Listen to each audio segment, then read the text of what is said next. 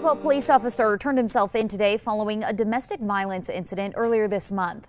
Roswell Police Department says Officer Brandon Spites was arrested today after his girlfriend called police on April 5th, saying he beat her up 2 nights earlier. RPD says Spites was immediately placed on administrative leave pending investigation. He was booked into the Chavez County Detention Center and is facing a battery charge. The question as relates to who is the shooter. The shooter is 20-year-old Phoenix Eichner, and he's the son of a Leon County Sheriff deputy. Our deputy Eichner, has been with the Leon County Sheriff's Office for over 18 years. She has a tremendous job that she's done. Her service to this community has been exceptional. Unfortunately, her son had access to one of her weapons, and that was one of the weapons that was found at the scene. And we will continue that investigation into how that weapon was used and what other weapons perhaps he may have had access to. The alleged shooter was also a long-standing member of the Leon County Sheriff's Office Citizen Advisory or Youth Advisory Council.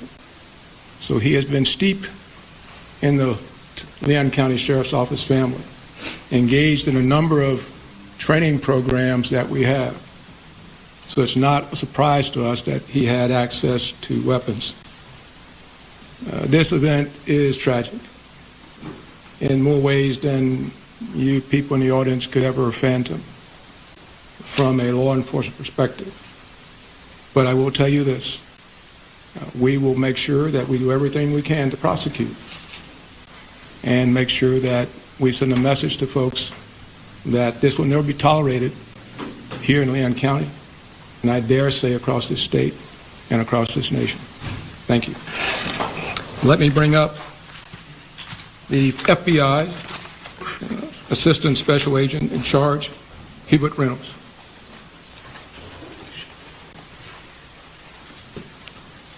Good afternoon. My name is Hubert Reynolds, and I'm the acting special agent in charge of the Jacksonville Field Office. I want to echo those standing with me what a horrific crime this is, and we stand with you fully. We have an office here in Tallahassee, and we are fully engaged.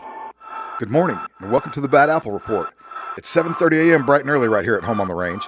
Thank you so much for being here today, folks. You know, I really appreciate it. We're going to start our day out looking at this guy. I know what you're thinking. No, he's not a former pencil troll that a 3-year-old with scissors got a hold of. That's not what you were thinking? Oh, well, the other thing you might have been thinking that I was thinking is, has somebody been feeding this guy rock candy with a slingshot? Dang, bro. Okay, that's mean. But seriously, go on Amazon and buy yourself a couple of merkins and glue them to the side of your face. Okay, that's super mean. Let's get on with the show, you guys. It says here, Franklin County deputy runs red light, drives at speeds of 100 miles per hour away from a Pataskala police.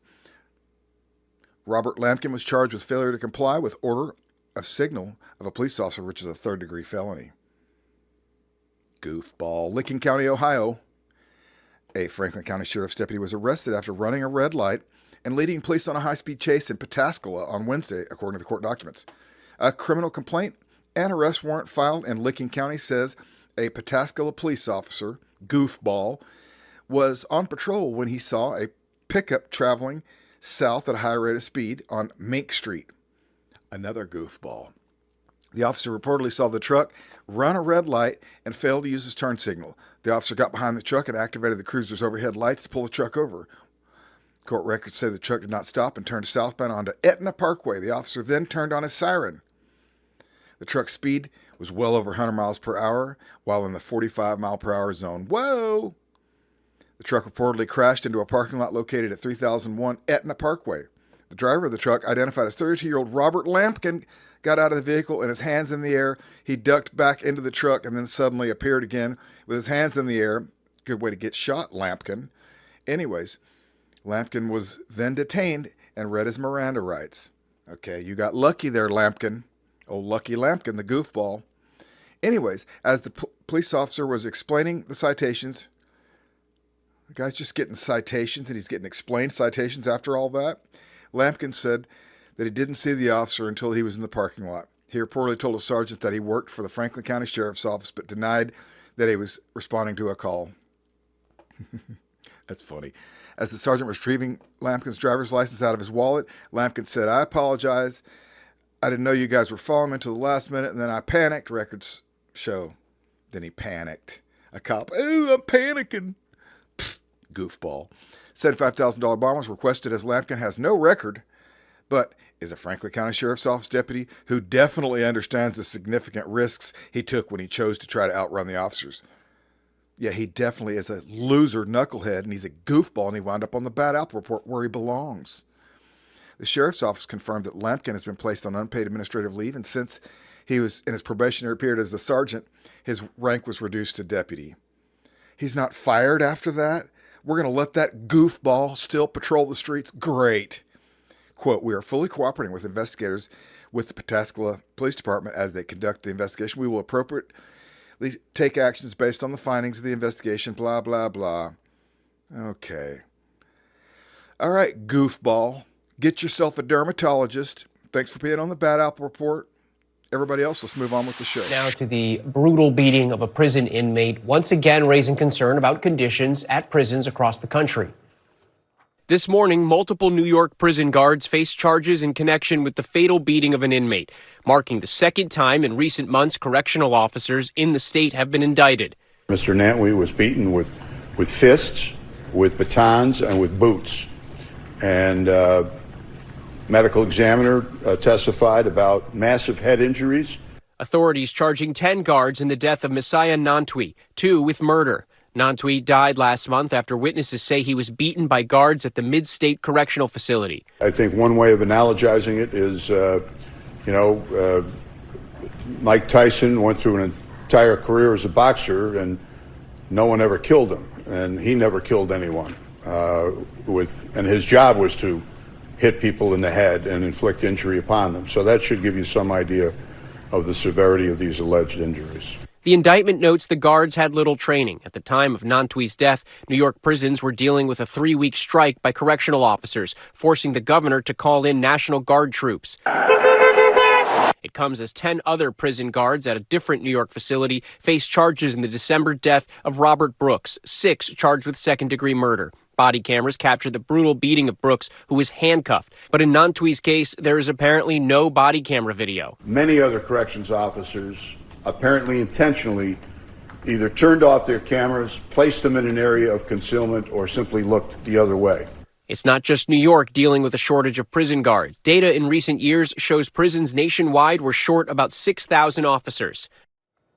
4 guards in Nantwy's case are accused of trying to cover up the crime. The guards in both cases pleaded not guilty. Disturbing video to see. A helpless man not able to move. Even if he did something wrong, he should not be treated that way, and no human being should be treated in that sense. Kelly Fiorenza works as a nurse for the Department of Corrections, working with COs on a daily basis, saying there are 2 sides to every story. I mean, these inmates are not in jail because they're altar boys. They're in jail because they've done heinous crimes to our public, and I understand they got families. And, you do the crime, you should do the time. Michael Stevens, born and raised in the area, says what has been happening at the correctional facilities is a bad reflection of the community, and no one is above the law. If you are a correctional officer, you should be expected to do what you need to do and not go, make your own decisions and hurt people that should not be hurt. Especially, they're already locked up in prison. Just make sure to do your job. Okay, guys, I think we have one fewer Wake and Baker this morning watching our show. I'm not alleging, I'm just guessing, though, based on this guy's puffy eyes. I don't know. Maybe he was just crying when he got arrested. Let's just find out. Former Darlington police officer arrested on breach of trust, misconduct in office, waking and a bacon. I don't know. Darlington, South Carolina, the State Law Enforcement Division SLED charged former Darlington police officer Tony Anthony Hayes Tony Anthony Hayes with breach of trust and misconduct in office. According to the officials, Hayes was booked at the detention center just before 3 p.m. Thursday. Maybe those are tears.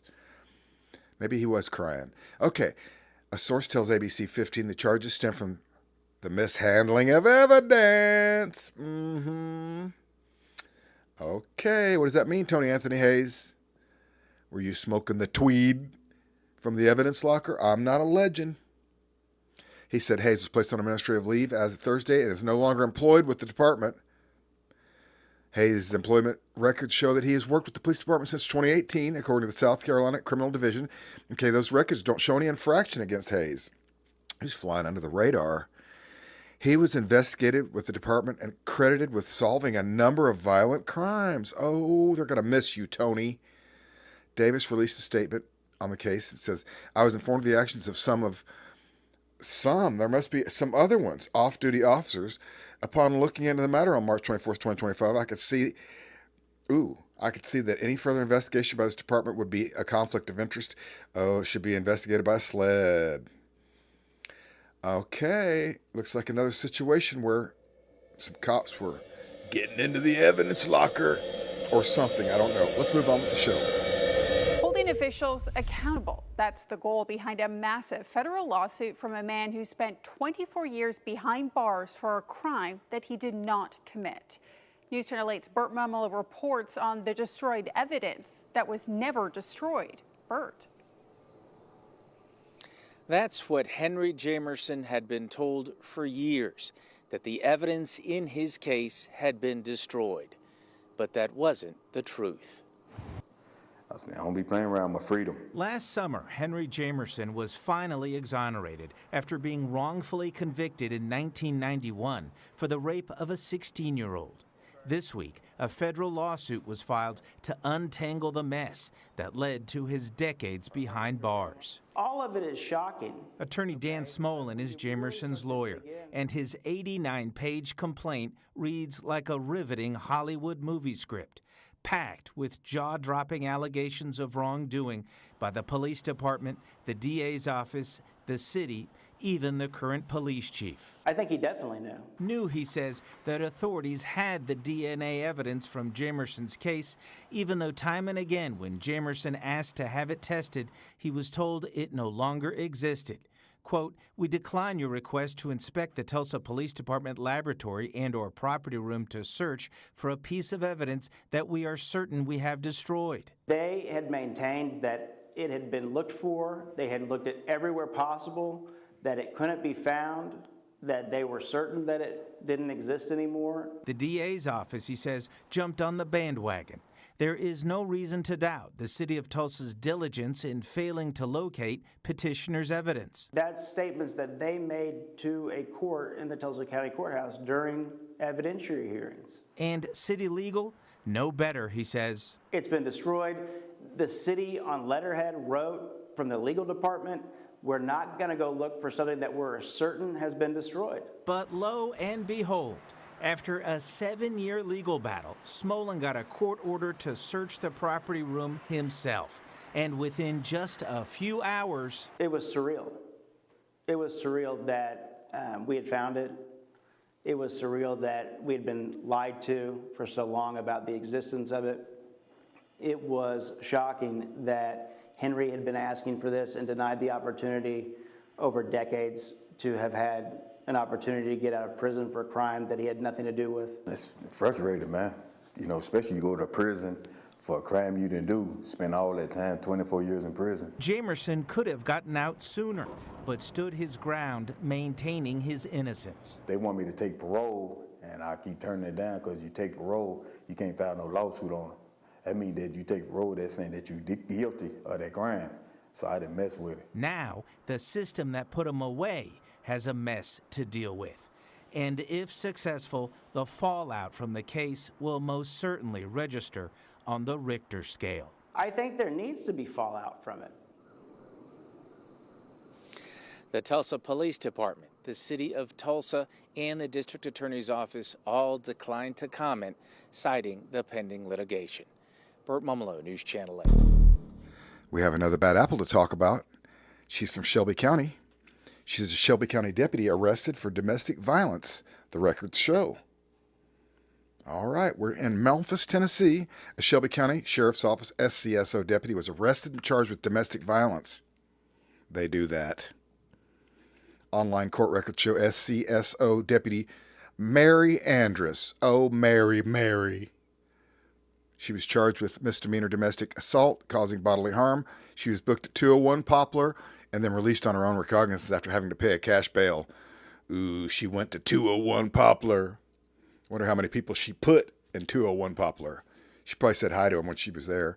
Anyways, SCSO told Fox 13 that Andrus has been placed on paid non-enforcement duty, and they've learned that Andrus is involved in community relations with the Sheriff's Department. Yeah, I bet. An ex-post made by SCSO the week of Andrus's arrest names her as one of the several deputies who participated in the Gentlemen's League Boys of Color Conference at the Agra Center International. What did she do there? SCSO said deputies at the conference conducted demonstrations for the children at the conference, an event designed to inspire young boys to explore their potential and introduce them to potential career paths in the future. Okay, SCSO was one of the dozen organizations with booths at the conference. Oh, great. According to the sheriff's office, according to the court documents, the incident that led to Andrus's arrest happened April 5th, according to her arrest affidavit. Once the victim of the domestic assault began to call police, Andrus allegedly said, quote, "Well, I can call them too, and we're both going to jail. Woo!" And then she said, "Do you think that they're going to believe you over me?" Oh, typical cop. What a loser. Mary, you goofball. Why you bugging? We know why you're bugging. Anyways, that's the deal with Mary from Shelby County there in Memphis. Thanks for being here, folks. Let's move on with the show. Tonight, we're showing you a story no top Phoenix official wants to talk about, but it impacts your wallet. Yeah, a new city audit shows record-setting amounts of police overtime with millions of dollars going to a small group of officers. According to the audit, it's happening with little to no oversight. Our chief investigator, Dave Biskobing, has been digging into Phoenix police overtime for more than a year. And tonight, he's breaking everything down. Before we go any further and show you the audit, please know that no top city official was willing to comment. Not the city manager, not the mayor, and none of the current city council members, even though they just voted to raise the sales tax. Phoenix Police Department does a bad job policing its overtime, and this 24-page audit lays out the reasons. What did you think when you read through this overtime audit? Yeah, I have a lot of questions. I think there's a lot of really tough conversations on the horizon. Anna Hernandez is set to be sworn in as Phoenix's newest city council member next week. She agreed to talk after none of the current members responded to our request for an interview or comment. This audit is showing that as a department, the Phoenix Police Department is not a financially responsible department within the city. In the audit report, it shows Phoenix overtime has skyrocketed up to $59 million in fiscal year 2024. That's double from just a few years ago. The report also shows in about 2 years, the top 18 overtime officers earned over $5.3 million in overtime. This is over $5 million that is going to 18 individuals. In overtime. In overtime. That's just in overtime. That's just in overtime, right?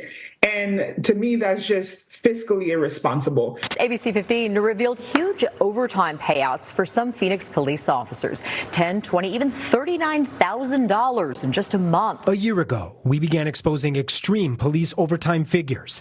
The city then announced policy changes and decided to conduct an audit. Among other things, the audit shows how officers are able to get paid twice for the same shift. Basically, they take paid leave, then work anyway, but on overtime. So how's all that possible?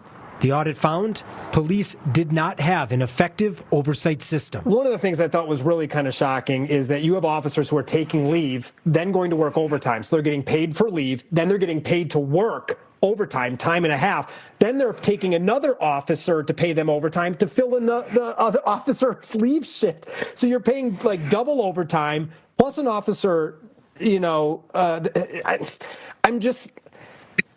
That is a management failure, if I'm being honest. Like, that is a complete mismanagement of staffing. Interim Chief Michael Sullivan is quitting this week. He's no longer in the running for the permanent job. Sullivan's boss, City Manager Jeff Barton, did not want to talk about the audit last week when we spoke to him about the search for a new chief. Anything you want to say about the police overtime audit before we let you go? Okay. Thank you for your time. Appreciate it. The City Council just approved a sales tax increase to make up for a budget deficit that's blamed on state lawmakers who cut income and rent taxes. We have our residents that are working 2 to 3 jobs to make ends meet. And we have 18 officers that have collected over $5 million in just overtime. I think that's a slap in the face to our working people in Phoenix. Some final extra points here. 1, some police overtime is necessary. The department is short-staffed. There are shifts that need officers, and detectives sometimes need to work extra. And 2, while your elected officials wouldn't talk, a city spokesperson sent a statement saying, in part, we welcome the insights and recommendations from this audit, which will help refine our overtime management practices. And the last point, we also asked the city if any officers were under investigation based on the audit.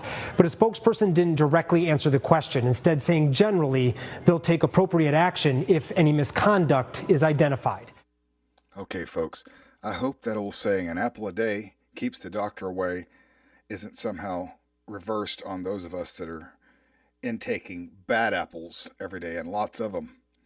So, for your mental health, you know how much I love seeing you guys here every day, but if you have to take a break from the bad apple report, I won't feel bad.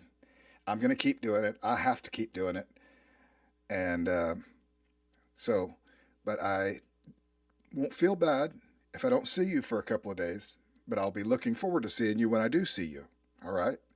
So, bad apples in moderation. Or what the heck, let's just go for it. You only live once. Have a great day.